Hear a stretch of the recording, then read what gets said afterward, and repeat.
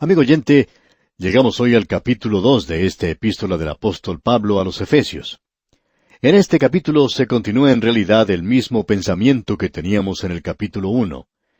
Este capítulo, notará usted, comienza con la conjunción y. Dice en el primer versículo, y Él os dio vida a vosotros, cuando estabais muertos en vuestros delitos y pecados. Ahora él está hablando aquí de ese tremendo poder que resucitó a Jesucristo de entre los muertos. Bien, este poder es el poder que nos hace hijos de Dios, porque nosotros estábamos muertos en nuestros delitos y pecados, como veremos más adelante.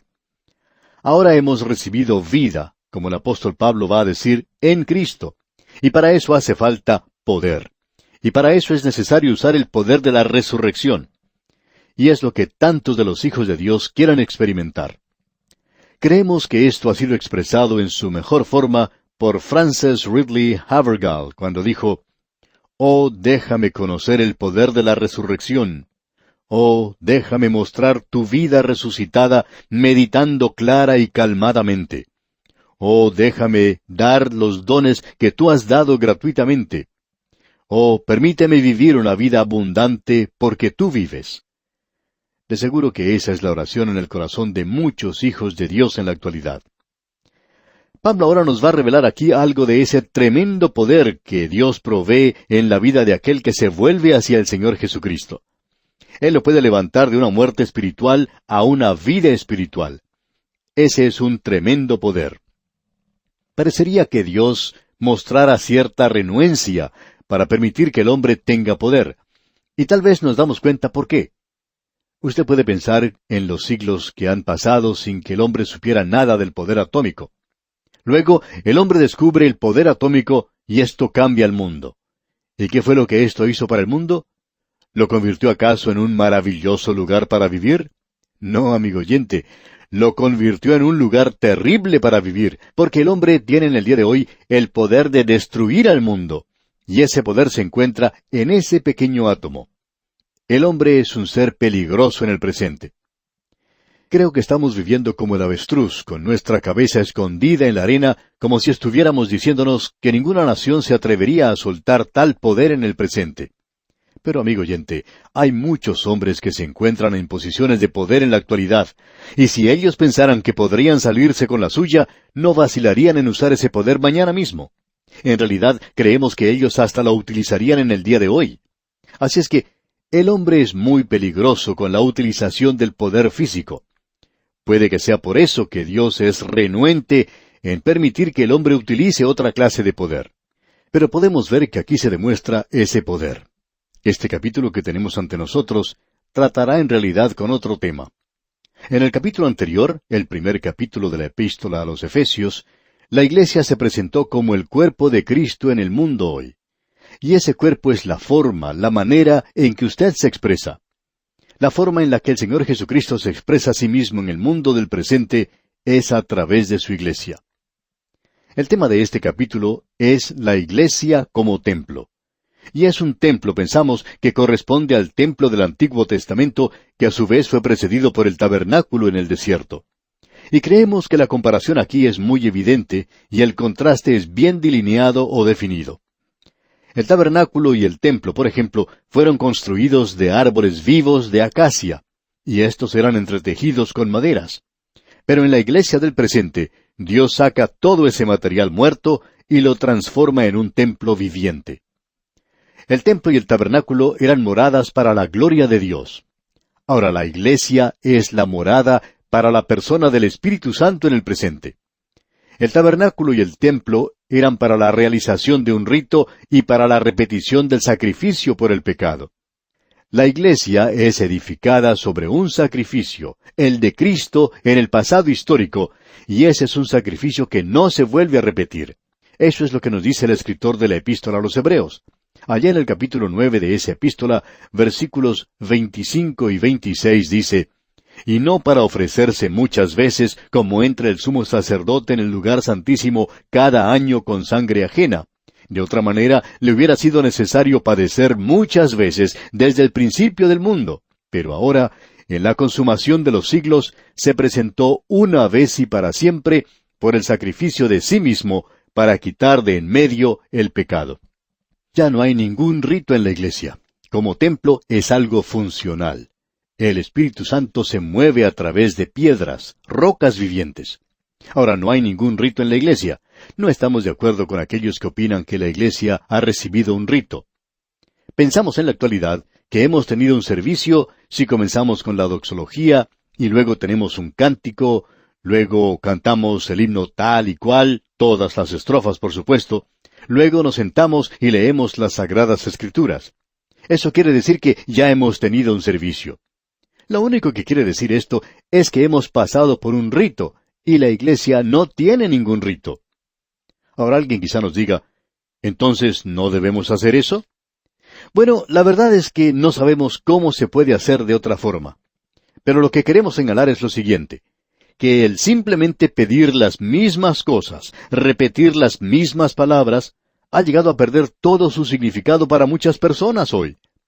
Y todo esto debería tener un gran significado. Son cosas propias, por supuesto, cuando hay significado que se expresa en ese servicio. Lo impresionante de nuestra era es que Dios no está morando en un templo hecho de manos, sino que está morando en los creyentes en forma individual. Permítanos, amigo oyente, leer lo que dice aquí en los Hechos de los Apóstoles, capítulo 17, versículos 24 y 25. El Dios que hizo el mundo y todas las cosas que en él hay, siendo Señor del cielo y de la tierra, no habita en templos hechos por manos humanas, ni es honrado por manos de hombres como si necesitase de algo, pues Él es quien da a todos vida y aliento y todas las cosas. Luego el apóstol Pablo nos dice allá en su primera epístola a los Corintios, capítulo 6, versículo 19, ¿O ignoráis que vuestro cuerpo es templo del Espíritu Santo, el cual está en vosotros, el cual tenéis de Dios, y que no sois vuestros? Quizá aquí debemos enfatizar algo que es muy importante, y es lo siguiente, que en el Antiguo Testamento Dios en realidad no moraba en el templo.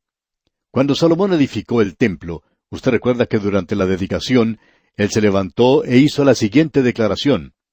He aquí que los cielos de los cielos, no te pueden contener, cuanto menos esta casa que yo he edificado. Y cualquier israelita con un poco de instrucción conocía que Dios no vivía en una pequeña caja, como muchos de los liberales en el día de hoy tratan de enseñar o han dicho. Cierto hombre, dando una disertación en una universidad hace varios años ya, dijo que los israelitas tenían un punto de vista primitivo en cuanto a Dios, que Él podía morar en una caja pequeña. Nos hubiera gustado que ese hombre no hubiera tenido un punto de vista primitivo de la Biblia, porque si él simplemente la hubiera leído, se hubiera dado cuenta que en el Antiguo Testamento no creían que Dios pudiera vivir en una caja pequeña. Y Dios nunca vivió en una casa aquí en esta tierra. Allí es donde Él se encontraba con los hijos de Israel, y en esa casa se tenía cierto rito. Tenían sus sacrificios. Pero la iglesia no tiene nada de eso en el presente. Usted puede notar ahora que existe aún otro gran contraste con el templo del Antiguo Testamento, y es la posición de los gentiles. Usted recordará que ellos eran prosélitos y que había un patio de los gentiles. Si usted alguna vez visita la ciudad de Jerusalén, vaya al Hotel de la Ciudad Santa y vea esa réplica. Se ha construido una maqueta de cómo era la ciudad de Jerusalén en los días de Herodes, que eran por supuesto los días del Señor Jesucristo. Y usted puede observar que los gentiles ocupaban un lugar muy apartado del templo mismo. Ellos no se podían acercar mucho. Y el apóstol Pablo va a decir más adelante, en este capítulo 2 de su epístola a los Efesios, vosotros, es decir, nosotros los gentiles, que en otro tiempo estabais lejos, habéis sido hechos cercanos por la sangre de Cristo. En el día de hoy hemos sido acercados bastante, como usted bien puede apreciar. En realidad, nosotros estamos en los lugares celestiales en Cristo. Y uno no puede mejorar eso de ninguna manera. Esto que hemos estado mencionando nos da ciertos antecedentes para poder comprender mejor este capítulo que comenzamos hoy. Antes de entrar en él, quisiéramos mencionar que hemos dividido este capítulo en 3 partes principales. Tenemos ahora a la iglesia como un templo, y en primer lugar tenemos los materiales para la construcción. Esos son los 10 primeros versículos. Luego, en los versículos 11 al 18, tenemos el método de construcción. Luego, en los versículos 19 al 22, tenemos el significado de la construcción. Y todo esto es muy importante. Notemos ahora lo siguiente. Cuando estabais muertos en vuestros delitos y pecados, dice aquí el versículo 1. Ahora alguien quizá nos diga, un momento, usted ha dejado de lado el principio de este versículo que dice, y Él os dio vida a vosotros. Bueno, la verdad es que eso no se encuentra en el original. Se ha colocado esta frase allí para ayudar un poco a la traducción. Yo estoy dispuesto a admitir que algo corresponde en ese lugar para darle cierta explicación, y eso está bien. Pero como decimos, estamos tratando de demostrar aquí lo que dice el original, y de presentar un significado aquí sin tratar de ayudar en ninguna manera a la traducción. Leamos entonces. Cuando estabais muertos en vuestros delitos y pecados, en los cuales anduvisteis en otro tiempo, siguiendo la corriente de este mundo, o el espíritu de este mundo, es decir, según las cosas seculares, según la forma de hacer las cosas de este mundo, según el principio de este mundo. Ahora, con eso no nos referimos al mundo físico. Significa el cosmos, la sociedad, la civilización en la cual nos encontramos, o nuestra forma de vivir, si le parece bien. Nuestro estilo de vida, el estilo de vida de la actualidad. Conforme al príncipe de la potestad del aire, es decir, la autoridad, el espíritu que ahora opera en los hijos de desobediencia. Ahora el diablo toma este material muerto en el presente. Nosotros estamos muertos en nuestros delitos y pecados, y él provee energía. Esa es la razón por la cual esos cultos son tan antiguos como las hormigas mismas, y con los mismos resultados. Están muy ocupados. Esa es la razón por la cual muchas religiones falsas, amigo oyente, nos hacen avergonzar en el presente, porque Satanás es quien les da la energía. Alguien viene y nos dice, ¿sabe una cosa? Nos dicen que se está llevando a cabo milagros en tal y cual culto. No vamos a discutir sobre eso, quizás sea cierto. Sabemos que mucho de esto es exageración, pero ¿quién está haciendo eso? Eso es lo que quisiéramos saber. Satanás es capaz de duplicar muchos de los milagros que son milagros escriturales, digamos de paso. Después de todo, ¿no fueron los magos en Egipto capaces de duplicar el milagro de Moisés al principio? Pero llegó un día cuando ellos ya no lo pudieron hacer, por supuesto. Cuando uno se acerca al reino del nuevo nacimiento, cuando se comienza a acercar más a Dios, entonces podemos ver que Satanás no tiene ningún poder allí.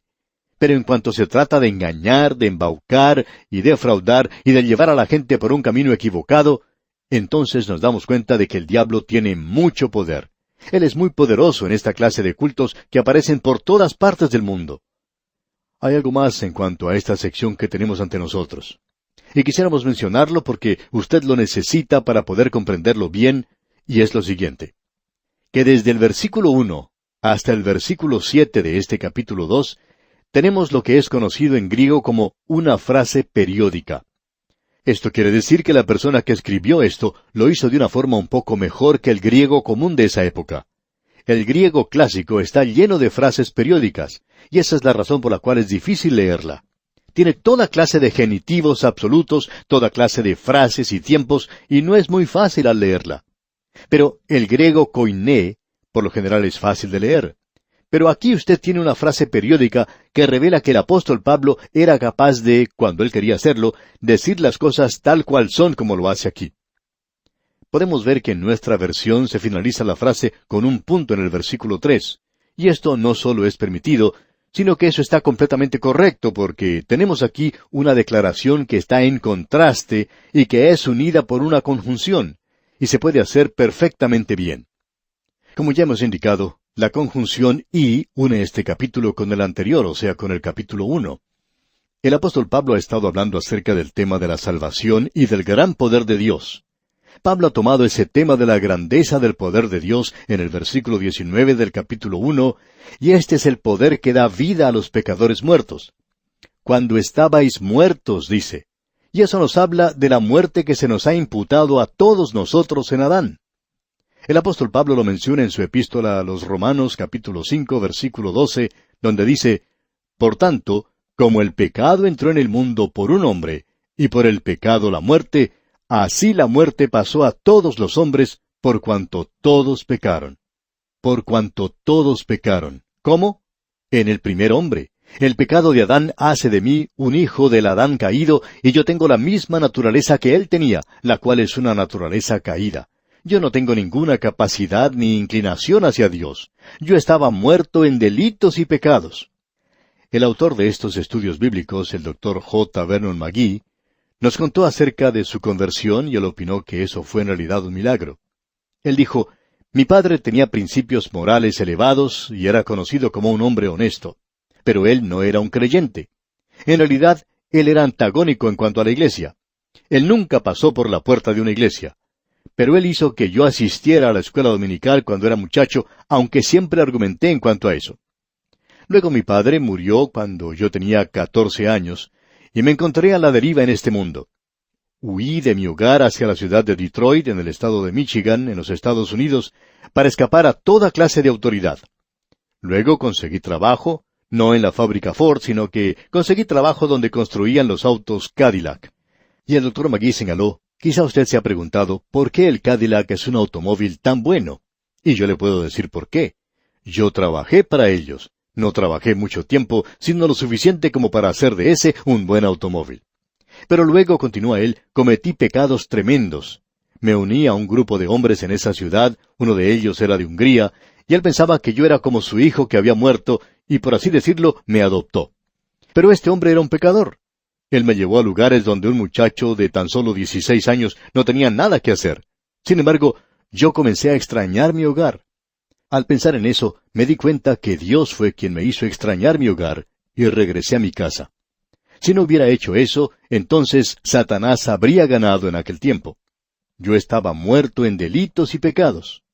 Luego, continuó el Dr. McGee, un hombre me dijo cómo podía obtener paz con Dios a través del Señor Jesucristo. Y qué hermoso que fue todo eso. Debo decir que eso fue un milagro. Yo no estaba buscando a Dios, estaba huyendo de Él tan rápido como podía, y me encontraba muerto en delitos y pecados. Amigo oyente, este es el cuadro de nosotros en esta hora presente. Porque por cuanto la muerte entró por un hombre, también por un hombre la resurrección de los muertos. Adán murió espiritualmente el día en que ya no creyó y desobedeció a Dios. Él huyó de Dios. Él no estaba buscando a Dios. Adán se estaba escondiendo de Él. Y esa es la posición natural del hombre del presente. Algunos dicen hoy que el hombre tiene una pequeña chispa de lo divino en él y que está buscando a Dios. Pero eso es tan falso como cualquier otra cosa falsa, amigo oyente. Ese día Adán murió en cuanto a Dios y a las cosas de Dios. Él no murió físicamente, sino 900 años después de haber comido del fruto prohibido. Eso simplemente significaba que él ya no tenía una capacidad o un deseo por Dios. Él estaba separado de Dios. Y después de todo, la muerte es separación. La muerte física es la separación del espíritu y el alma del cuerpo. Y eso es la muerte. Nosotros no podemos ver al espíritu y al alma, pero sí podemos ver a un cuerpo muerto. El nivel más alto de vida para el hombre era lo físico y lo mental. Y él ha pasado a sus descendientes esta misma naturaleza muerta, muerto hacia Dios. Y sólo la obra del Espíritu Santo puede aguijonear la conciencia de los hombres de este mundo en el presente. Usted y yo no lo podemos hacer. Sólo el Espíritu de Dios lo puede hacer. El Dr. McGee contaba de una experiencia personal lo siguiente, que él tuvo el privilegio de ser pastor de una gran iglesia en la ciudad de Los Ángeles, en California, en los Estados Unidos, y le tocó seguir en el púlpito a hombres de gran estatura espiritual. El fundador de esa iglesia fue el Dr. R.A. Torrey. Así que él siguió allí a hombres grandes. Dijo él que quería realizar una obra honrosa, pero que eso fuera para la gloria de Dios. Y cada vez que él se dirigía al púlpito para predicar, le decía a Dios, «Oh Dios, yo reconozco que hoy necesito de tu ayuda para hablar a estas personas. Parecería como si estuviera hablando a un cementerio. Hay aquí muchos que están muertos en delitos y pecados». Pero luego decía, «Oh Dios, yo tengo poder si el Espíritu de Dios actúa». Por tanto, el Espíritu de Dios solamente puede hablar de tal manera que los hombres que están muertos puedan oír. Gracias a Dios, amigo oyente, que el Espíritu Santo habla como lo hace mediante este programa radial y que hombres muertos son capaces hoy de oír. El Señor Jesucristo dijo que cuando el Espíritu de Dios viniera, convencería al mundo de pecado, de justicia y de juicio. Usted y yo vivimos hoy en un gran cementerio en este mundo. Los hombres están muertos. Se le preguntó a un hombre en cierta ocasión, ¿qué es un cementerio? Y respondió, un cementerio es donde viven los muertos. Y ese es el lugar donde vivimos nosotros hoy. Hace algún tiempo un juez estaba presentando un discurso, el cual había titulado Millones de personas que viven hoy no morirán nunca. Y después de esto llegó a la misma ciudad un gran predicador que dio un discurso al cual tituló Hay millones que están viviendo hoy que ya han muerto. Y sabe una cosa, amigo oyente, este predicador estaba más en lo cierto de lo que estaba el juez. Porque hay millones que ya han muerto. Lo interesante es que hay millones hoy, podríamos decir billones, muertos en delitos y pecados. Y ese es el cuadro que habla de nosotros hoy al estar muertos en delitos y pecados.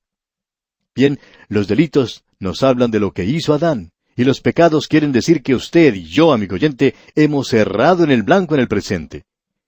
¡Qué cuadro de la humanidad en el día de hoy!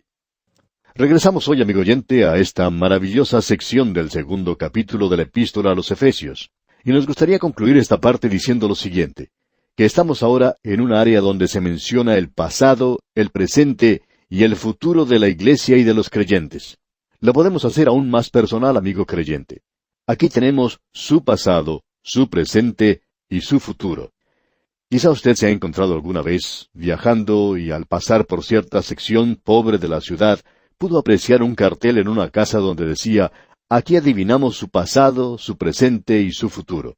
Por lo general, esta gente se ha ideado una forma de decirle a usted, cuando llega a ese lugar, que usted va a encontrarse de buenas a primeras con una fortuna y que usted va a recibir mucho dinero, que usted va a ser capaz de ganar mucho dinero. Eso siempre nos sorprende porque esta gente que dice conocer tanto acerca del futuro, por lo general viven en la sección más pobre de la ciudad. Ellos son tan pobres que en realidad no son capaces de sobrevivir en las grandes ciudades. Y hay muchas personas que van a ellos para que esta gente les diga cuál será el futuro de ellos. Es muy interesante notar que aún muchos de los hijos de Dios no permiten que Dios les presente su pasado, nuestro presente y nuestro futuro. Bueno, tenemos todo esto delante de nosotros aquí en este capítulo 2 de la Epístola a los Efesios. Ahora, en nuestro programa anterior, consideramos lo que dice en el versículo 1, cuando estabais muertos en vuestros delitos y pecados. Este delito es lo que cometió Adán. Él sobrepasó los límites que Dios le había puesto, y pecados quiere decir errar al blanco. Nosotros no podemos lograr la meta establecida que ha sido puesta por Dios. Y esa es nuestra condición. Nosotros estamos muertos en delitos y pecados. Y para colmo de males, recibiendo nuestra energía del mismo Satanás. En otras palabras, el hombre que no es salvo camina por este mundo como un zombi espiritual. Él está muerto en delitos y pecados. También se nos sigue diciendo aquí, en los cuales anduvisteis en otro tiempo, siguiendo la corriente de este mundo. Es decir, ustedes anduvieron según la presente edad, el espíritu de esta edad y de este mundo. Eso se refiere a la sociedad en la cual estamos nosotros, lo que llamamos civilización hoy, el estilo de vida. Y luego dice, conforme al príncipe de la potestad del aire, el espíritu que ahora opera o da energías en los hijos de desobediencia. Satanás es quien está guiando a esta gente de la misma manera en que nos guió a nosotros antes. Ahora, ¿qué es lo que quiere decir andar conforme al espíritu de este tiempo en este mundo? Reconocemos que en este día y hora se habla mucho acerca de la separación. Por lo general, esto quiere decir que la separación indica que usted debe apartarse de aquello que es carnal y sin Dios. Pero debemos decir que este mundo se caracteriza por ciertos pecados mentales y espirituales que son en realidad, según nuestra opinión, ante los ojos de Dios, peores que los pecados físicos. Escuche usted lo que dice allá el apóstol Santiago en su epístola, capítulo 4, versículos 1 al 4. ¿De dónde vienen las guerras y los pleitos entre vosotros? ¿No es de vuestras pasiones, las cuales combaten en vuestros miembros? Codiciáis y no tenéis, matáis y ardéis de envidia, y no podéis alcanzar. Combatís y lucháis, pero no tenéis lo que deseáis porque no pedís. Pedís y no recibís, porque pedís mal para gastar en vuestros deleites. Oh almas adúlteras, ¿no sabéis que la amistad del mundo es enemistad contra Dios? Cualquiera pues que quiera ser amigo del mundo, se constituye enemigo de Dios. Amigo oyente, hay muchas personas que asisten a los servicios los domingos y que son tan santos como el que más. Y ellos, aun cuando hablan de ser creyentes separados, Cuando llega el lunes por la mañana y comienzan a regresar a sus trabajos como cualquier otra persona, trabajan tan duro como cualquiera otro, deseando amontonar dinero a más no poder. Quieren gastarlo en sí mismos, de una manera egoísta. Ahora sabemos que eso es hablar muy fuerte y que hay muchas personas que no quieren escuchar que digamos estas cosas. Pero hay muchos creyentes que están viviendo de esta manera en este día. El apóstol Santiago, quien era una persona muy práctica, menciona esto. Ahora, amigo oyente, esto es de lo cual nosotros hemos sido salvos. De allí hemos sido sacados. El apóstol Juan lo explica de la siguiente manera, ya en su primera epístola, capítulo 2, versículos 15 al 17. No améis al mundo, ni las cosas que están en el mundo. Si alguno ama al mundo, el amor del Padre no está en él. Porque todo lo que hay en el mundo, los deseos de la carne, los deseos de los ojos y la vanagloria de la vida, no proviene del Padre, sino del mundo. Y el mundo pasa y sus deseos, pero el que hace la voluntad de Dios permanece para siempre. Hay muchas personas que en el día de hoy no están viviendo en pecado, según dicen. Ellas afirman, no, yo no cometería esos pecados, yo no viviría de la manera en que viven y actúan ciertas personas. Pero aquí nos preguntamos, como el doctor G. Campbell Morgan se preguntó en cierta oportunidad, ¿le gustaría hacerlo? ¿Es por esa razón que le gusta a usted ver esos programas de televisión en que muestran a esas personas haciendo todas esas cosas que usted no puede hacer? Porque usted se da cuenta que nosotros hacemos estas cosas por sustitución. Siempre hemos pensado que esa es la razón por la cual la historia del hijo pródigo es tan popular. Uno puede escuchar a algunos predicadores realmente agregar muchas cosas a esa historia. Usted habrá notado que el Señor Jesucristo nunca mencionó ninguno de los pecados que ese muchacho cometió cuando se fue lejos de su hogar. Pero uno ha oído a muchos predicadores dando sus sermones en los cuales uno va de un club nocturno al otro, de un bar a otro, de una casa de citas a otra. Y usted se da cuenta, amigo oyente, que hay muchas personas que se recrean con los sermones porque están sentados allí disfrutando y pecando por sustitución. Ahora, ¿le gustaría a usted vivir allí? Eso es lo que quiere decir Juan en su primera epístola, capítulo 2, versículo 15. No améis al mundo. ¿Lo ama usted, amigo oyente? ¿Cómo se siente usted acerca de lo que ocurre allí? Nosotros tendríamos que tomar la actitud que si estas cosas desaparecieran, nosotros ni siquiera las extrañaríamos. Hay muchas personas que en el día de hoy hablan del rapto de la iglesia, y es algo maravilloso de lo cual podemos hablar. Pero sentimos que habrá muchos que van a llorar cuando tengan que dejar este mundo, porque están tan envueltos en las cosas que aquí ocurren, están envueltos en el trabajo, en los negocios o en sus hogares, también en las actividades del club y de la iglesia, y en realidad no les gustaría irse de allí porque todo eso va a cambiar, digamos de paso. Bien, como dijimos, este es un lenguaje bastante fuerte y quizás sea demasiado rudo para usted en este día. Pero estamos demostrando aquí que los otros apóstoles, además de Juan, hablan de este mismo tema. Simón Pedro, por ejemplo, escribió en su segunda epístola, capítulo 2, versículos 14 y 15 lo siguiente. Tienen los ojos llenos de adulterio, no se sacian de pecar, seducen a las almas inconstantes, tienen el corazón habituado a la codicia y son hijos de maldición.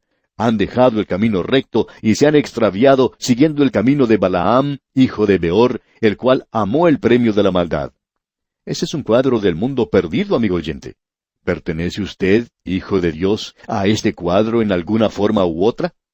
Bueno, quizá hemos dicho suficiente en cuanto a esto. Ahora en Efesios estuvimos leyendo, conforme al príncipe de la potestad del aire, el espíritu que ahora opera en los hijos de desobediencia.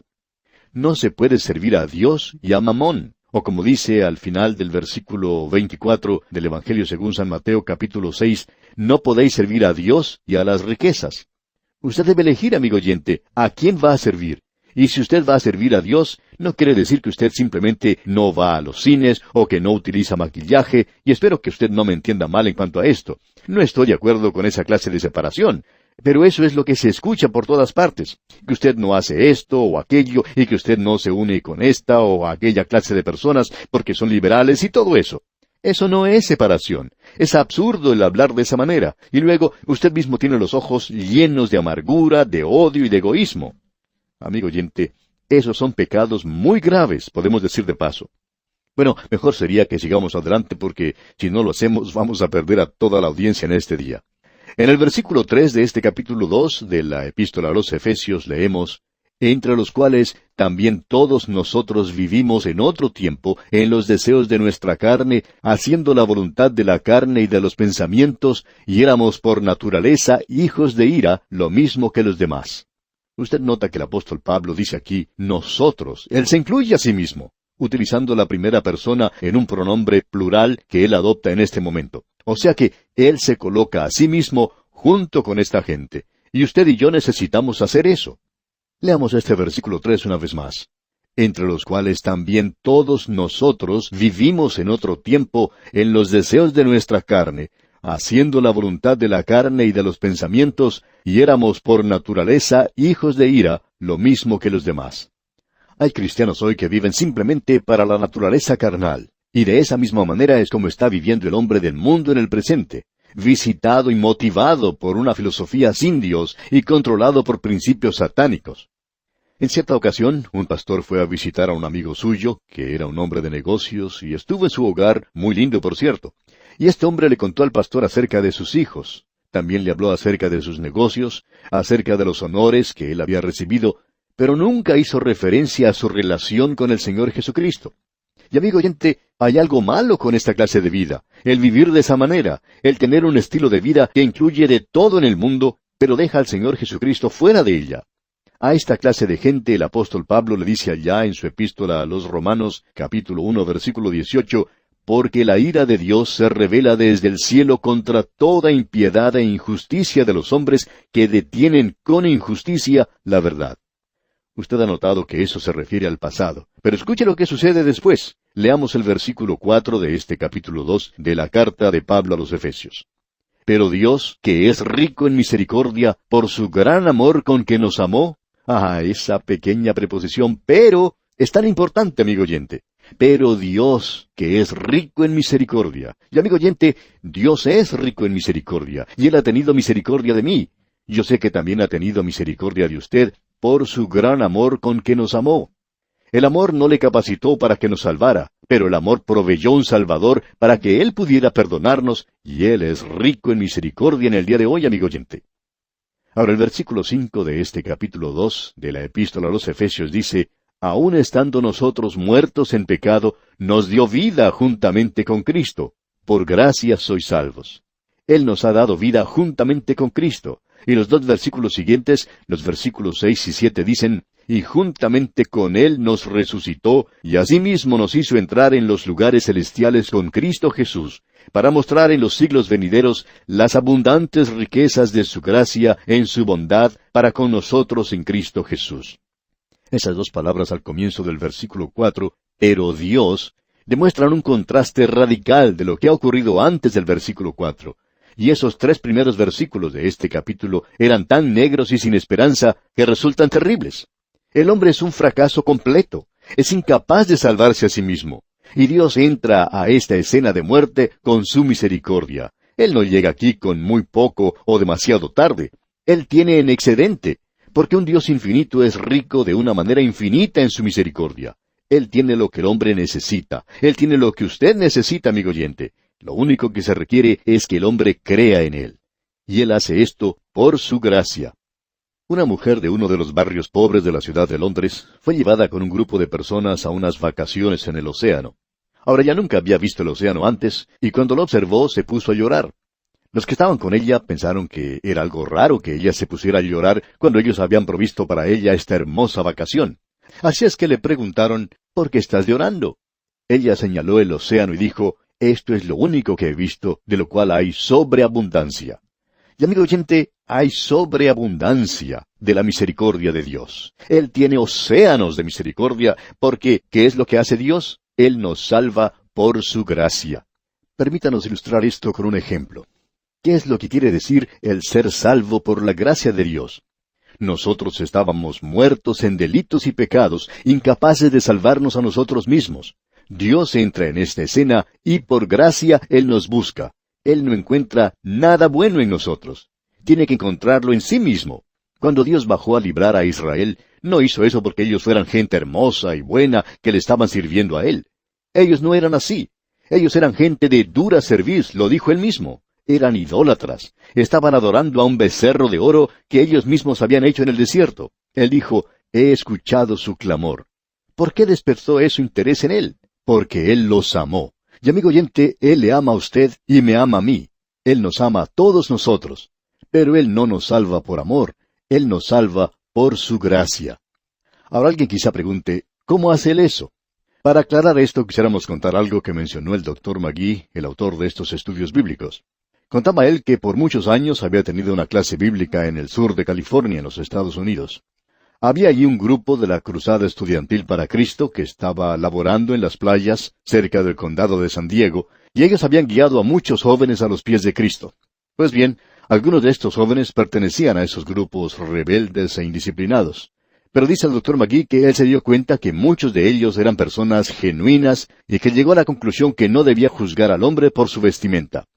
Se dice que nunca debemos juzgar a los hombres, a las personas, por sus vestidos o su apariencia. Y estos jóvenes, según informó la persona que estaba a cargo del grupo, escuchaban regularmente el programa radial a través de la Biblia en inglés. También utilizaban las cintas y los libros escritos por el Dr. McGee, pero él no estaba enterado de eso.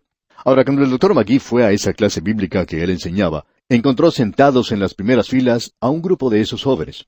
Él dice que algunos de ellos estaban vestidos de una forma bastante diferente. Los varones tenían el cabello largo y todas las cosas que están asociadas con un grupo así. El Dr. McGee dice que eso le sorprendió al principio, pero que él notó que ellos tenían sus Biblias y sus libros de apuntes, y que algunos tenían una vida espiritual que en muchos casos uno no encuentra ni aún en las mismas iglesias del día de hoy.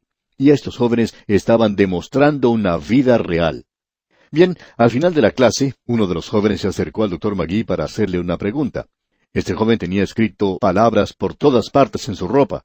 Tenía un sombrero bastante cómico y en el sombrero él había escrito las palabras amor, amor, amor. También en su chaqueta él había escrito estas mismas palabras, amor, amor, amor. Hasta tenía escrita la palabra amor en sus pantalones y sus zapatos. Y el Dr. McGee le preguntó, ¿por qué tienes escrita esa palabra amor por todas partes? Ah, respondió el joven, Dios es amor. El Dr. McGee le dijo que él estaba de acuerdo con eso, que nada podía ser más cierto que eso, que Dios es amor. Y luego el joven dijo, Dios nos salva por su amor. Y a esto el Dr. McGee le respondió que él no estaba de acuerdo con esa afirmación. Dios no nos salva por su amor, le dijo. Y le pidió al joven que le diera un versículo donde dijera eso. El joven se puso a pensar, se rascó la cabeza por 1 minuto o 2, y luego dijo, no me puedo acordar de ese versículo ahora mismo. A lo cual el Dr. McGee le contestó, cuando lo encuentres, dime dónde está, porque nunca lo he podido encontrar tampoco. A lo cual el joven respondió, bien, si Dios no nos salva por su amor, ¿cómo es que nos salva entonces? El Dr. McGee le replicó que le gustaba esa pregunta porque la Biblia dice, porque por gracia sois salvos por medio de la fe, y esto no de vosotros, pues es don de Dios, no por obras, para que nadie se gloríe. Dios nos salva por gracia, y este joven quería saber cuál era la diferencia. El Dr. McGee le explicó que la diferencia es sencillamente la siguiente. Dios sí le ama, no pierda eso de vista, Dios nos ama, pero Dios, simplemente basándose en el amor, no puede abrir una puerta en la parte de atrás del cielo y hacernos entrar en la oscuridad de la noche. No puede derribar las barreras del cielo en el frente y permitirnos entrar por la puerta principal, porque Él no es solo un Dios de amor. En primer lugar, Él es un Dios de luz. Él es el soberano recto de este universo. Es justo, Él es santo y Él es bueno.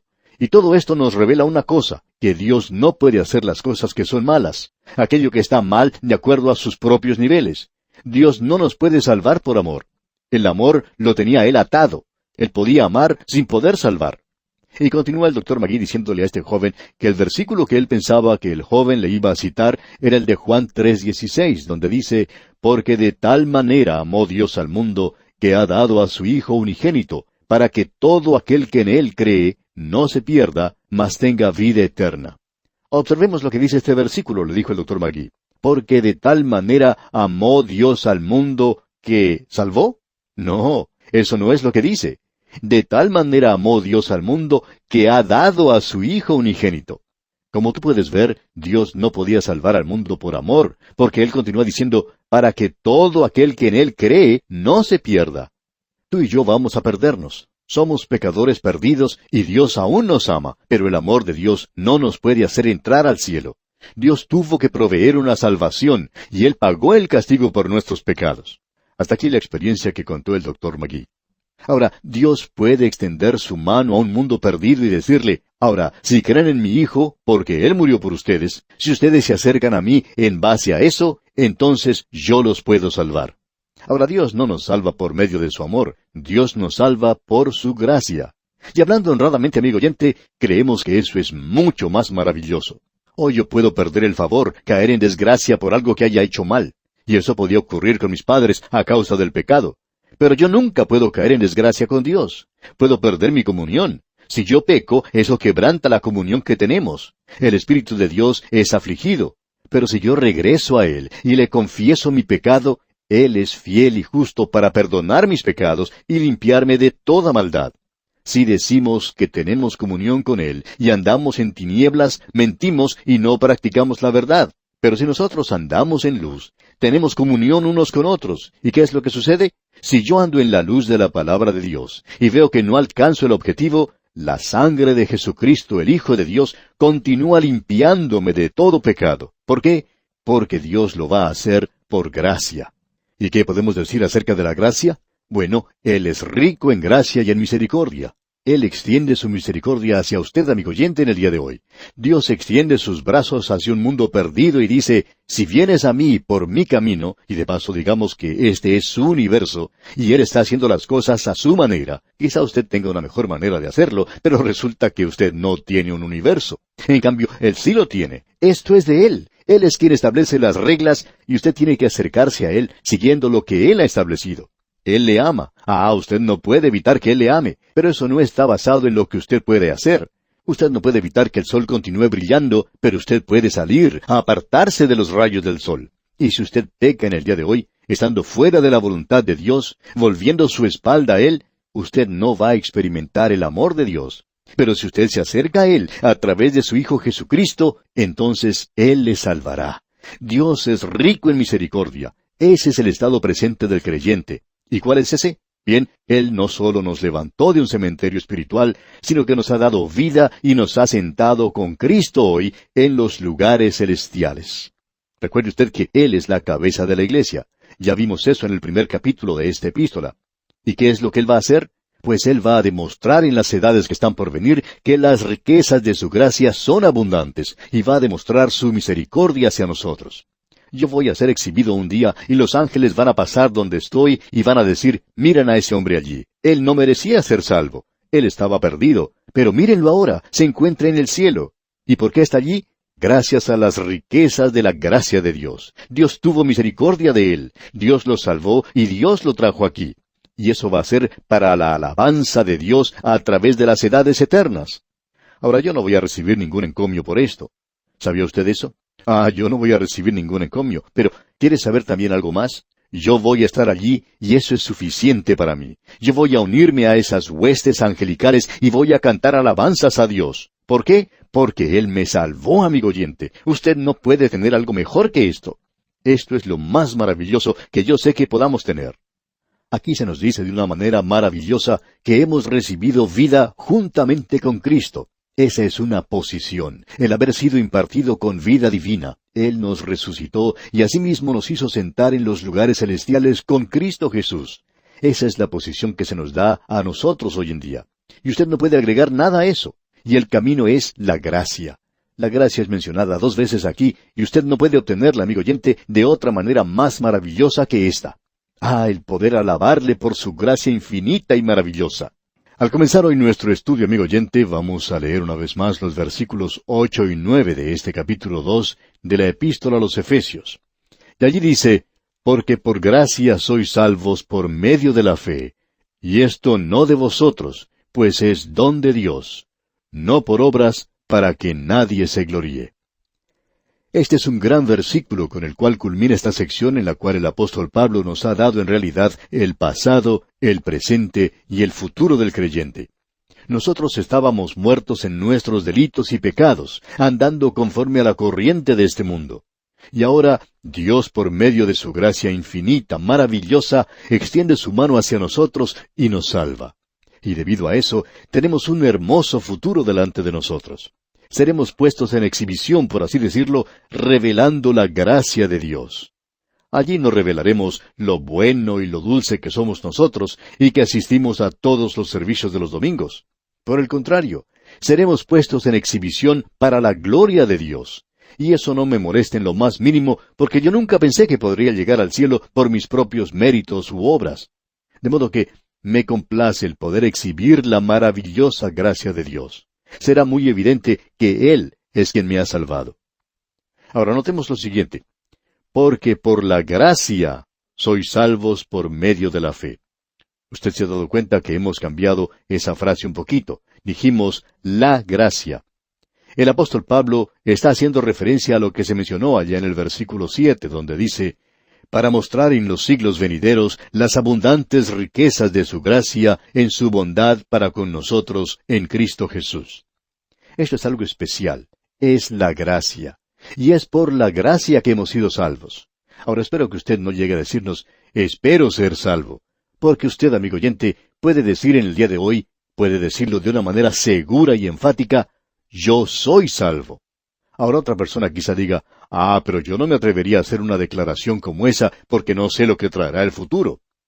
Bueno, amigo oyente, esa no es la base de su salvación. Su salvación descansa sobre la gracia.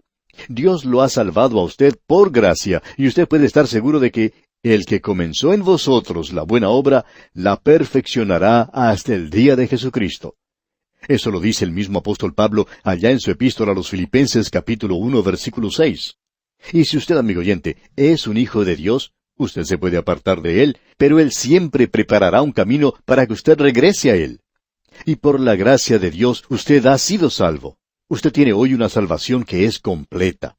Y usted puede decir, basándome en lo que Cristo ha hecho por mí, y por el hecho de que el Espíritu Santo me ha impulsado hacia Cristo, y que he confiado en Él apoyándome en la palabra de Dios, yo he sido salvo.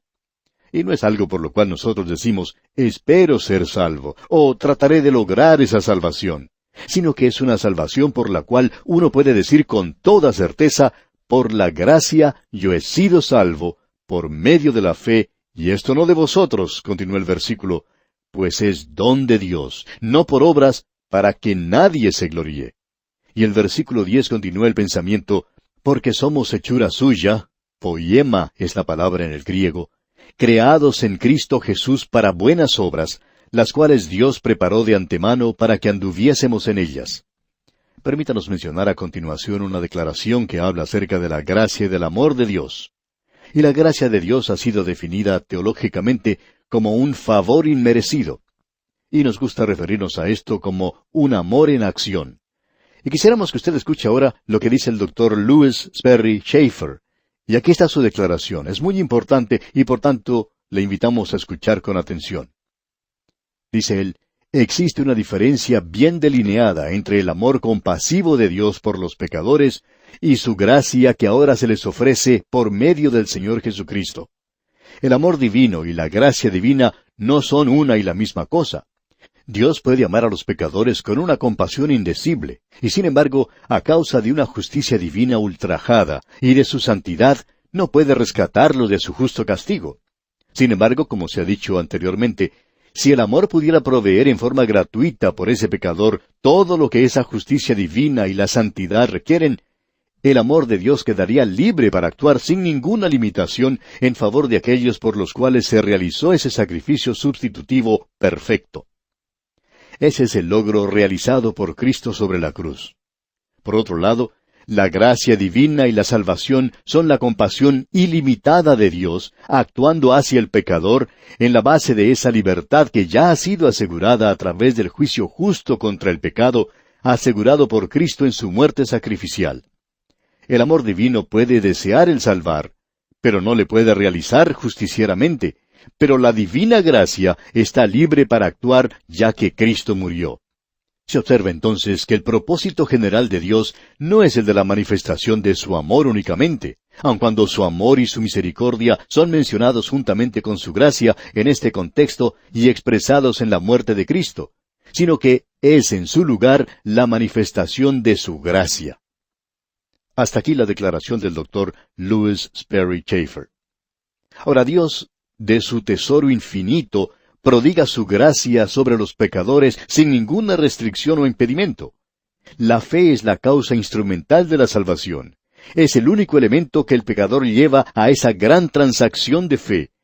Pero aquí se nos dice que ese es un don de Dios. Ahora alguien quizá diga, muy bien entonces, señor predicador, ya que es el don de Dios, y Dios no me lo ha dado, entonces creo que no tengo ninguna culpa de eso. Pero espere un momento, amigo oyente. Yo creo que Dios ha dejado eso bien en claro. Dice él, así que la fe viene por el oír, y el oír por la palabra de Dios. Bien, amigo oyente, si usted quiere confiar en Cristo, usted tiene que escuchar la palabra de Dios. Por tanto, Dios da fe a todos aquellos que prestan atención al mensaje del Evangelio.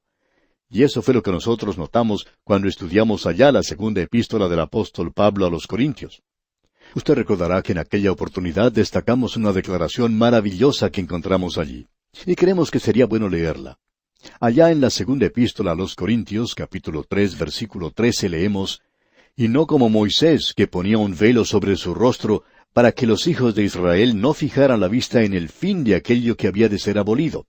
Es decir que el velo que se colocó Moisés sobre su rostro no fue porque él estaba encegueciendo a todos los demás, como si fuera una luz demasiado brillante, sino porque la gloria estaba desvaneciéndose, ya que pertenecía al sistema mosaico, pertenecía a la ley. Luego sigue diciendo en la misma segunda epístola a los Corintios, capítulo 3, versículo 14, «Pero el entendimiento de ellos se embotó, porque hasta el día de hoy, cuando leen el antiguo pacto, les queda el mismo velo no descubierto, el cual por Cristo es quitado». Ahora usted no necesita un velo porque Él es el Cristo descubierto, y el Evangelio ha sido declarado. Pero se nos sigue diciendo en el mismo pasaje de la segunda epístola a los Corintios, capítulo 3, versículos 15 y 16 ahora, «Y aún hasta el día de hoy, cuando se lee a Moisés, el velo está puesto sobre el corazón de ellos, pero cuando se conviertan al Señor, el velo se quitará». Ahora, ¿a qué se está refiriendo esto aquí? Pues hace referencia a cuando el corazón de ellos se vuelva hacia el Señor. Cualquier momento en que usted esté listo a volverse a Cristo, entonces usted puede hacerlo. Ahora alguien quizá diga, bueno, quizá a mí no se me ha otorgado el don de la fe. Amigo oyente, ese no es su problema. Su problema es que usted no quiere apartarse de sus pecados, los cuales están siendo condenados por la Biblia. Y en el momento en que usted se canse de sus pecados, en el momento en que usted quiera apartarse por sí mismo de las cosas de este mundo, de la religión, de todo, y volverse a Cristo, entonces usted recibirá fe. Usted puede confiar en Él. Sabe que a veces cansa un poco escuchar a personas que hoy nos dicen que tienen problemas intelectuales. Lo que usted tiene en realidad son problemas morales. Y queremos decir un problema moral real. Y si solo usted tuviera el valor de enfrentarse a ellos, usted se daría cuenta que ese es el problema principal en el día de hoy, en el corazón de la mayoría de la gente. Hay muchos santos en el presente que no disfrutan de su salvación. ¿Sabe usted que en una universidad los psicólogos hicieron un estudio y la segunda razón que encontraron ellos por la cual las personas están perturbadas emocionalmente y mentalmente inestables es porque esta gente, en lugar de estar viviendo en el presente y en el futuro, están viviendo en el pasado? Es una preocupación con el pasado, con las equivocaciones y los fracasos que sufrieron entonces, y están mirando todo el tiempo hacia atrás, al pasado, en lugar de mirar hacia adelante, hacia Cristo y confiar en Él. Ahora, la fe es el instrumento principal de salvación. Aquel gran predicador Spurgeon lo dijo de la siguiente manera: no es el gozo en Cristo que lo salva a usted, es Cristo. No es la esperanza en Cristo la que lo salva, es Cristo. No es ni siquiera su fe en Cristo, aun cuando ese es el instrumento, es la sangre de Cristo y su propio mérito. Allí es donde se encuentra el poder y allí es donde está también la salvación. El apóstol Pablo no está hablando acerca de la fe cuando él dice, y esto no de vosotros. Él está hablando acerca de la salvación, y la salvación es el don que elimina la jactancia. Todo esto es de Dios y nosotros somos nada. Si usted ocupa la posición de un cero y luego permite que Él sea el que escribe la suma, entonces, amigo oyente, eso es salvación. Aquí se nos dice que la iglesia es hechura suya, es decir, de Dios. Este es un versículo maravilloso el que tenemos ante nosotros. Veamos ahora aquí el versículo 10 de este capítulo 2 de la Epístola a los Efesios.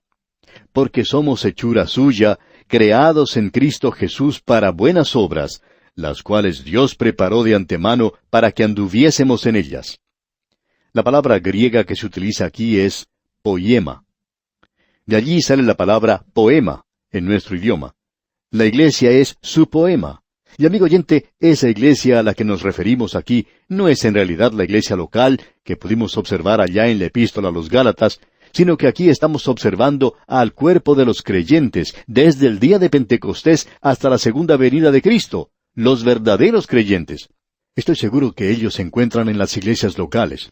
Los grupos de creyentes son hechura suya, y son creados en Cristo Jesús. Y es por eso que ellos son una nueva creación y están en Cristo Jesús. ¿Pero para qué? Para buenas obras. Y cuando lleguemos a la última parte de esta epístola a los Efesios, Pablo nos dirá que debemos andar aquí de una manera que sea aceptable ante Dios. Leamos nuevamente el versículo 10 de este capítulo 2 de la epístola a los Efesios. Porque somos hechura suya, creados en Cristo Jesús para buenas obras, las cuales Dios preparó de antemano para que anduviésemos en ellas. Dios quiere que nosotros, amigo oyente, aun cuando estemos en los lugares celestiales, que andemos aquí de una manera que le traiga gloria a su nombre. Y el apóstol Pablo hablará de eso en los últimos 3 capítulos de esta epístola a los Efesios que estamos estudiando. Llegamos ahora al método de la construcción de la iglesia como templo de Dios.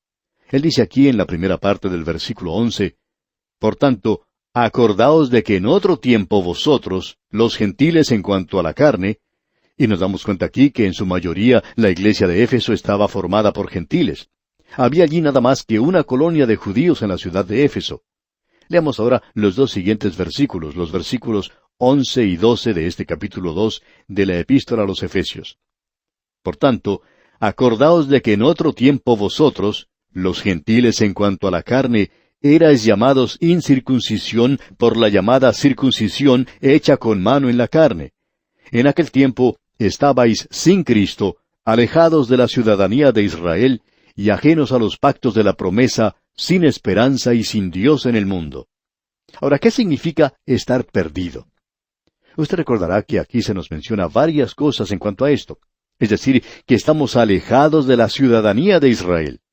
No tenemos ningún derecho de ir al Antiguo Testamento y tomar las promesas que Dios hizo al pueblo de Israel y utilizarlas para nosotros mismos.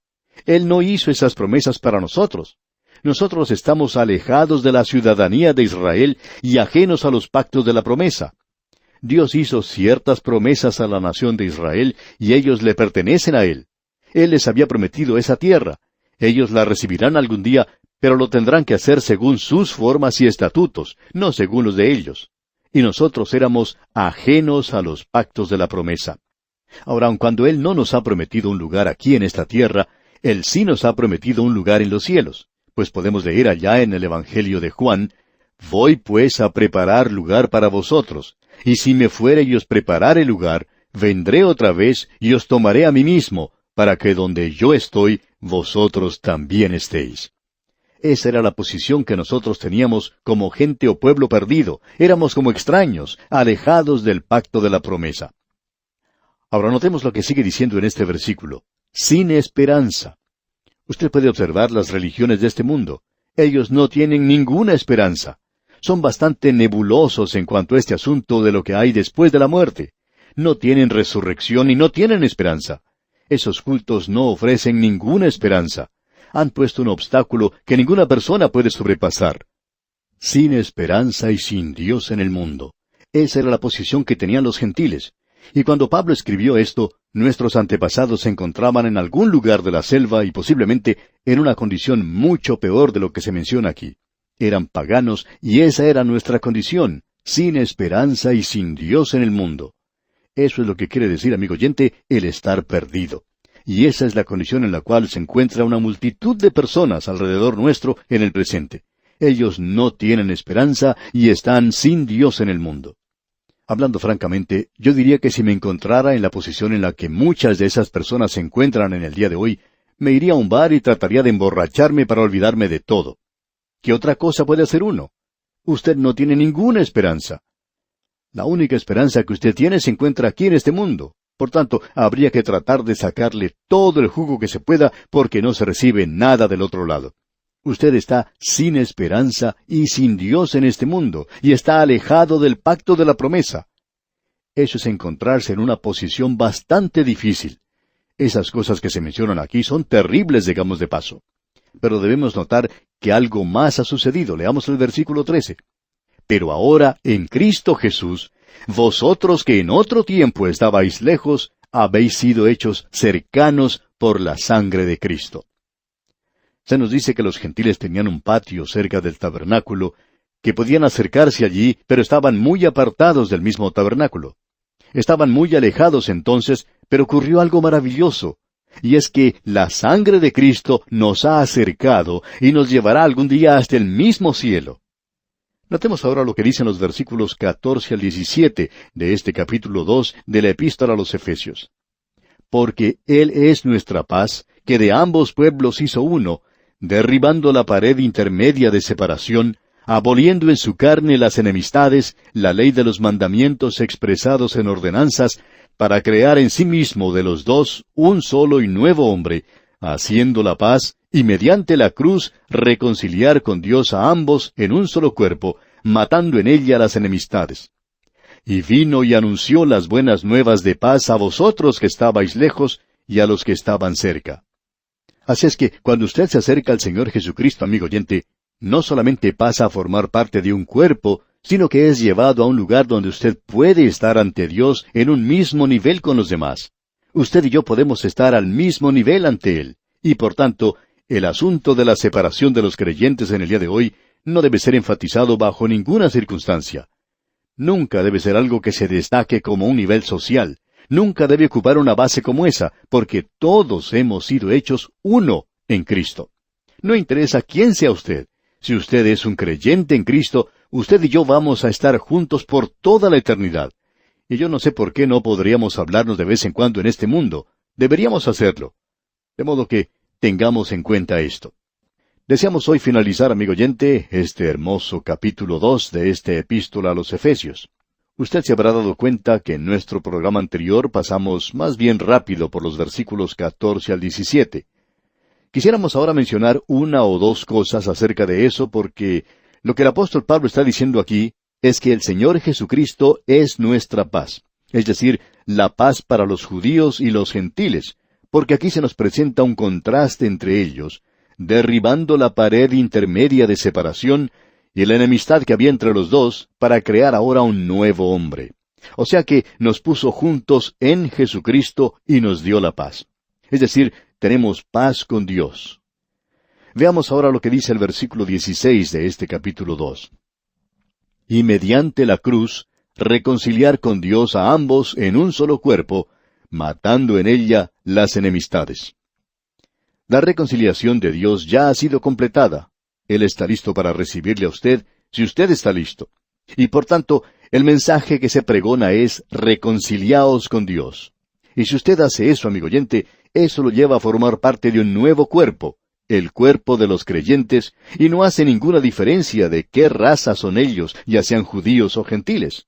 Tampoco hay ninguna diferencia en cuanto al color de la piel de ellos. Puede que sean blancos, puede que sean trigueños, rojos, amarillos o negros, lo que sea. Eso no hace ninguna diferencia si están en Cristo. Hemos sido hechos un nuevo hombre, y debemos ahora tener paz. Usted se puede dar cuenta que el énfasis de este pasaje ante nosotros es puesto sobre la gloriosa persona del Señor Jesucristo. No solo hizo paz por medio de la cruz, sino que aquellos que confían en Él son colocados en Él y llegan a ser un nuevo hombre. Y el contraste, por supuesto, como ya hemos indicado, se encuentra entre el judío y el gentil. Dios fue quien hizo originalmente una diferencia al separar a los judíos de las demás naciones. Esa diferencia los llevó a ellos a tener cierto orgullo espiritual de parte de los judíos, por supuesto, y por tanto hubo odio entre el gentil y el judío.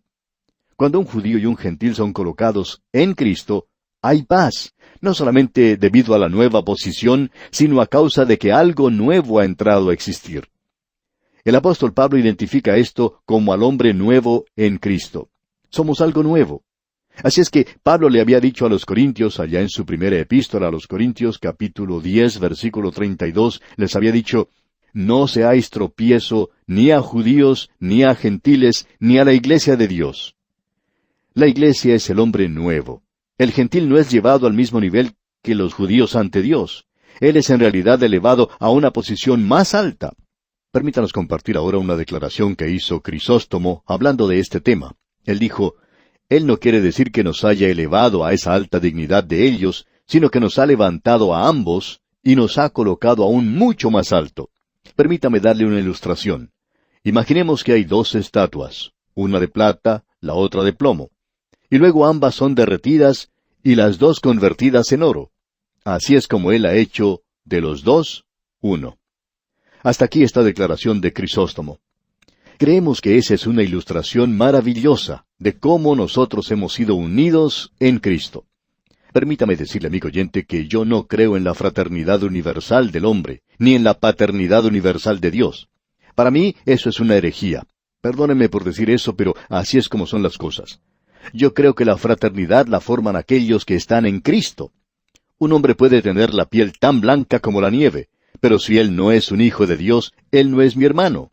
Simplemente eso. No importa lo que usted diga, él no es mi hermano.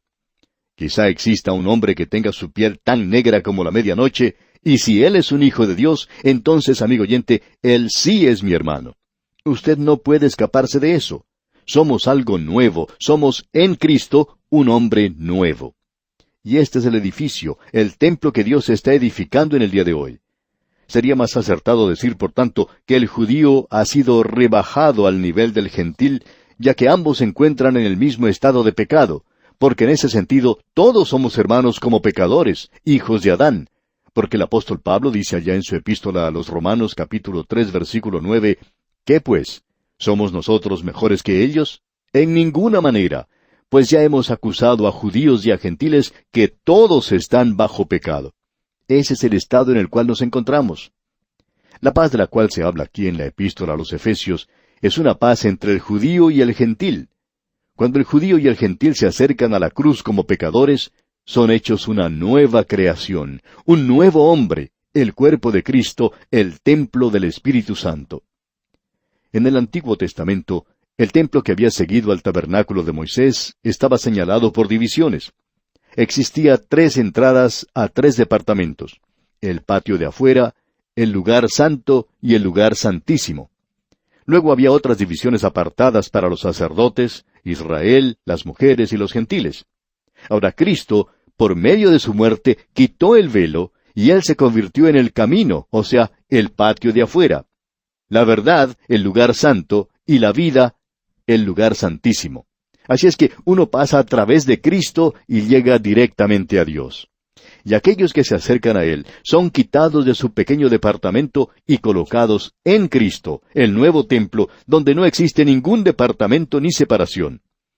La cruz disuelve todas las barreras y el Evangelio es predicado a los gentiles, aquellos que están lejos, y los judíos, los que están cerca. ¡Qué hermoso cuadro el que tenemos ante nosotros! Veamos ahora lo que dice aquí el versículo 18 de este capítulo 2 de la epístola a los Efesios. Porque por medio de Él, los unos y los otros, tenemos entrada por un mismo espíritu al Padre. Me pregunto yo si usted se ha dado cuenta de este pequeño versículo aquí. Es un gran versículo. Es como un pequeño átomo. Aquí encontramos a la Trinidad. Notemos lo que dice. Porque por medio de Él, o sea, Cristo, los unos y los otros tenemos entrada por un mismo espíritu, y este aquí es el Espíritu Santo, al Padre. Y ese es Dios el Padre. Usted puede ver que el judío y el gentil ante la cruz no solo se ven en un mismo nivel como pecadores, sino que a través de Cristo ambos tienen acceso similar a Dios, lo cual es un privilegio glorioso para cualquier ser humano. Y esa es una de las cosas de las que Pablo hace referencia ya en el capítulo 5 de su epístola a los Romanos, que los beneficios son la justificación por medio de la fe. Nosotros tenemos acceso a Dios por medio de Jesucristo, y eso es hermoso. Yo no creo que uno pueda entrar a la presencia de Dios de una manera descarada, pero es un privilegio real y verdadero el que tenemos nosotros de poder tener acceso por medio de Jesucristo al Padre. No me interesa conocer quién es el creyente más humilde. Él tiene tanto derecho de llegar allí como el más ilustrado, o el más rico, o como el presidente de cualquier nación. Usted, amigo oyente, tiene el mismo derecho. Y esa es la razón por la cual hemos solicitado a la gente que ore por nosotros, y en particular por este estudio bíblico que siga siendo de inspiración a cuantos lo escuchan. El Dr. J. Vernon McGee, autor de estos estudios bíblicos, contaba que hubo muchas personas que le dijeron que por qué él había pedido a toda la gente que orara, que por qué no le había pedido a unos pocos que lo hicieran. A lo cual él contestó, porque he creído que cada creyente tiene acceso ante Dios. Y siguió diciendo, yo creo en el sacerdocio de los creyentes, que todos nosotros tenemos acceso ante Él. Y así es, amigo oyente, es algo maravilloso este nuevo edificio del cual estamos hablando. En los versículos 19 al 22 tenemos el significado de la construcción del edificio. Leamos estos versículos 19 y 20 primero. Así que ya no sois extranjeros ni advenedizos, sino conciudadanos de los santos y miembros de la familia de Dios, edificados sobre el fundamento de los apóstoles y profetas, siendo la principal piedra del ángulo Jesucristo mismo. El apóstol Pablo les recuerda a los creyentes gentiles que aunque ellos eran extranjeros y advenedizos, alejados de Dios, que la posición actual es mejorada infinitamente. Ellos ya no son extranjeros ni advenedizos, sino conciudadanos de los santos. Y santos aquí no es una referencia a los santos del Antiguo Testamento. Ellos son conciudadanos con los santos del Nuevo Testamento. Nosotros, los miembros del cuerpo de Cristo. Ellos pertenecen a la familia no como siervos, sino como parientes, miembros de la familia de Dios, porque todos ellos son hijos.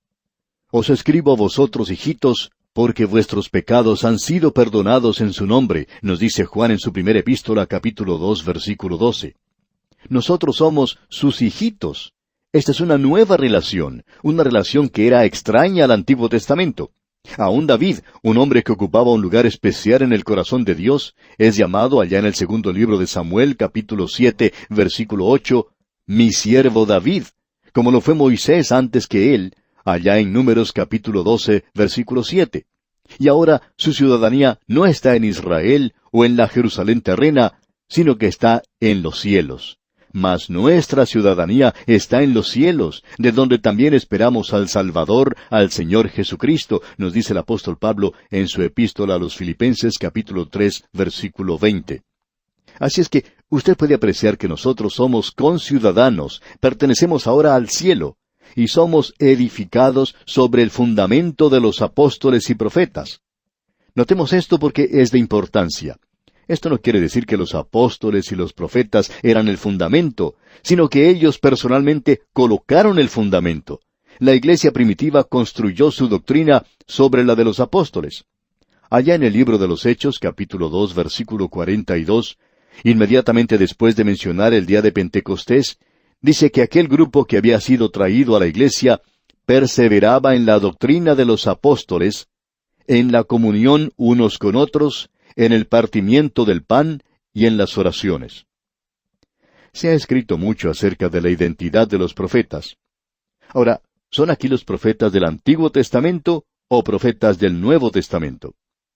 El hecho de que los profetas están aquí en la misma clasificación como apóstoles, sin el artículo los, indicaría que ellos son profetas en el Nuevo Testamento. Y creemos que esto será confirmado cuando observemos lo que dice el capítulo 3 de esta epístola a los Efesios. El Señor Jesucristo mismo, siendo la principal piedra del ángulo, revela que Cristo es la roca sobre la cual se edificó la iglesia. El apóstol Pablo nos dice eso de una manera muy clara allá en su primera epístola a los Corintios, capítulo 3, versículo 11, cuando dice, porque nadie puede poner otro fundamento que el que está puesto, el cual es Jesucristo. Y el apóstol Pedro lo dice de la siguiente manera, allá en su primera epístola capítulo 2, versículos 6 al 8. Por lo cual también contiene la Escritura, he aquí pongo en Sión la principal piedra del ángulo, escogida, preciosa, y el que creyere en él no será avergonzado. Para vosotros, pues, los que creéis, él es precioso. Pero para los que no creen, la piedra que los edificadores desecharon ha venido a ser la cabeza del ángulo, y piedra de tropiezo y roca que hace caer, porque tropiezan en la palabra siendo desobedientes, a lo cual fueron también destinados. Lo importante de notar aquí es que Pedro está diciendo que el Señor Jesucristo es la cabeza del ángulo. Él es esa roca, la roca sobre la cual está edificada la iglesia. Así es que Pedro le había entendido muy bien al Señor Jesucristo cuando Él le dijo allá en el Evangelio según San Mateo, capítulo 16, versículo 18, usted recuerda, «Y yo también te digo que tú eres Pedro, y sobre esta roca edificaré mi iglesia, y las puertas del Hades no prevalecerán contra ella». Ahora, ¿de qué está hablando el Señor Jesucristo aquí? Él está hablando de sí mismo. Él es la roca sobre la cual está edificada la iglesia. Y los apóstoles y los profetas colocaron este fundamento, digamos de paso, siendo la principal piedra del ángulo Jesucristo mismo, la roca sobre la cual está edificada la iglesia. Él es el fundamento. Veamos ahora los versículos 21 y 22 de este capítulo 2 de la Epístola a los Efesios. En quien todo el edificio, bien coordinado, va creciendo para ser un templo santo en el Señor, en quien vosotros también sois juntamente edificados para morada de Dios en el Espíritu. Nuevamente la analogía que tenemos aquí es en referencia al templo del Antiguo Testamento. Y también pensamos que es obvio que se hace referencia al ritual del Antiguo Testamento.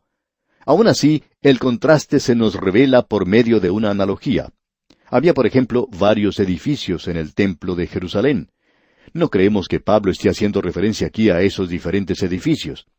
Él quiere decir que cada creyente individualmente es colocado dentro de la estructura total y que esa es la forma en que Pedro lo expresó. Usted recuerda que nosotros somos piedras, que somos colocadas allí, edificados sobre Cristo la roca. Pablo está hablando aquí de la iglesia como un templo que está siendo construido en el presente.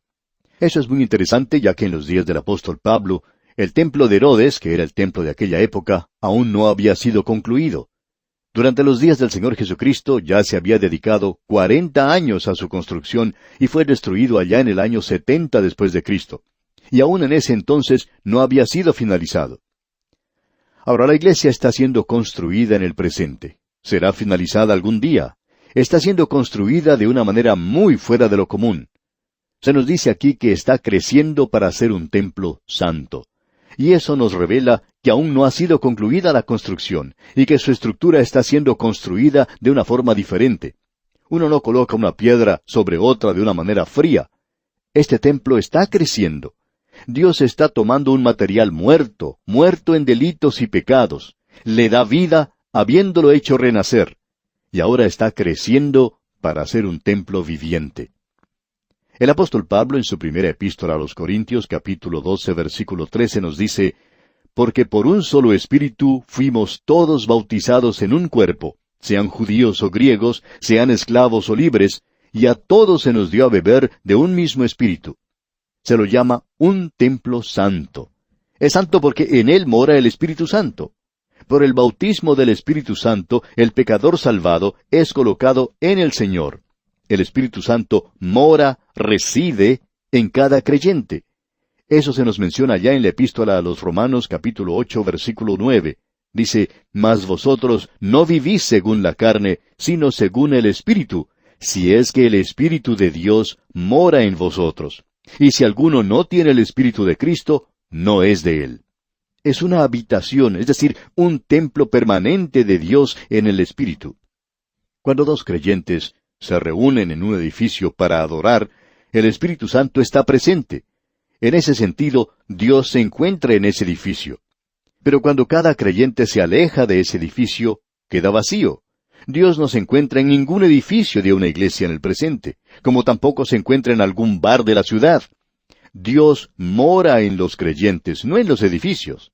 En realidad, Dios nunca ha morado en ningún edificio que haya sido construido por manos de hombres. Escuche usted lo que dijo Salomón allá en el primer libro de Reyes, capítulo 8, versículo 27. Salomón dijo, «Pero, ¿es verdad que Dios morará sobre la tierra? He aquí que los cielos de los cielos, no te pueden contener. ¿Cuánto menos esta casa que yo he edificado?» Es una filosofía pagana la que coloca a Dios en una estructura que haya sido construida por seres humanos. El propósito de la iglesia como templo es de revelar la presencia y la gloria de Dios sobre la tierra. Cuando los creyentes se reúnen en una iglesia, se debe hacer la impresión sobre el mundo aún en esta nuestra era, que Dios se encuentre en su templo santo.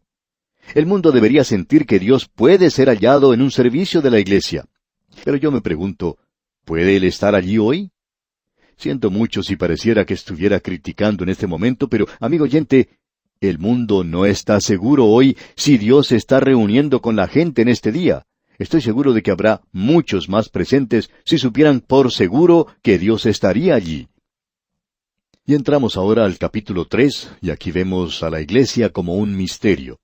Este es el último capítulo en el cual vemos el lado doctrinal. En el siguiente capítulo vamos a ver el lado práctico de esta epístola. Pero ahora la iglesia es un misterio. En los primeros 4 versículos tenemos la explicación de este misterio. Los versículos 5 al 13 nos dan la definición del misterio. Luego tenemos la segunda oración del apóstol Pablo en los versículos 14 al 21. Una oración por plenitud interior y conocimiento. Quisiéramos decir en los pocos minutos que nos quedan algunas palabras de introducción al capítulo 3. ¿Qué queremos expresar cuando decimos que la iglesia es un misterio? Hay un gran malentendido en cuanto a esto. 2 puntos de vista que están extremadamente opuestos en nuestros días, y estos 2 puntos de vista son en realidad un misterio para mí también. Pero no era la intención del apóstol Pablo que eso resultara en esa clase de misterio. Esa palabra misterio no tiene ningún parecido, digamos de paso, al significado moderno que nosotros le damos a esa palabra. Aquí no se está hablando de una novela de misterio. En su lugar se trata de algo que antes no había sido revelado, pero que ahora sí se ha manifestado. En este caso es la iglesia que no ha sido revelada en el Antiguo Testamento, y es únicamente una revelación en el Nuevo Testamento. Moffat ha traducido esta palabra misterio como secreto divino, y Weymouth usa la palabra verdad. Me gusta la expresión secreto divino. Un secreto divino es algo que Dios no había revelado hasta cierto punto. Ahora Él lo va a revelar. Bueno, ya hemos cubierto este terreno cuando observamos esta misma palabra allá en el capítulo 1 de esta epístola a los Efesios. Dijimos, pues, que había 2 grupos extremadamente opuestos. Uno de esos grupos ignora la declaración del apóstol Pablo de que la iglesia no es una revelación del Antiguo Testamento. Esta gente trata a la iglesia como la continuación de Israel en el Antiguo Testamento, y ellos se apropian de todas las promesas que Dios le había hecho a Israel. El Dr. Ironside tuvo en su poder una Biblia en la que se leía en los libros de los profetas del Antiguo Testamento algunos capítulos con la siguiente inscripción: bendiciones para la iglesia. Y era algo para Israel.